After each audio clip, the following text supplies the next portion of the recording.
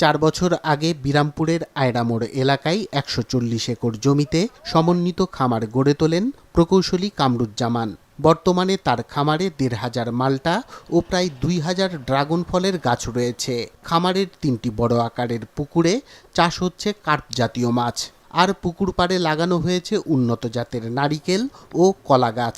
এখানে মাল্টা গাছ, ড্রাগন গাছ, কেরলার নারিকেল, সৌদি খেজুর, অনেক ফল ফলাতির গাছ আছে। আমরা আশা করতেছি যে ভবিষ্যতে এই প্রজেক্ট থেকে আরও অন্যান্য যেমন পুকুরে মাছ, গরুর খামার থেকে গরুর দুধ বিক্রি করে এই এলাকার চাহিদা পূরণ করতে পারবো।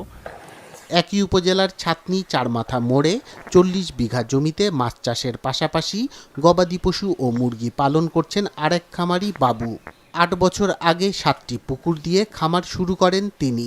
পুকুর থেকে আমি মোটামুটি একটা ভালো বছরে একটা ফলাফল পাই, যা আমার উল্লেখযোগ্য পরিমাণ, এবং ডেইরি ফার্ম থেকে এখনও সেই রকম উল্লেখযোগ্য পরিমাণে লাভ হয়নি। তো আশা করি এবার থেকে আমার লাভ হবে। পরিকল্পনা মাফিক সমন্বিত খামার গড়ে তুলতে পারলে তাতে বাড়তি লাভ আসে বলছে কৃষি বিভাগ। উপজেলা কৃষি অফিসের পক্ষ থেকে আমরা কারিগরি যে এগুলো আমরা দিয়ে যাচ্ছি, যাতে উৎপাদন বৃদ্ধি, ফলন বৃদ্ধি পায় এবং তারা যাতে লাভবান হয়। লাভজনক হওয়ায় উপজেলায় ছোট আকারের আরও কয়েকটি সমন্বিত খামার গড়ে উঠেছে।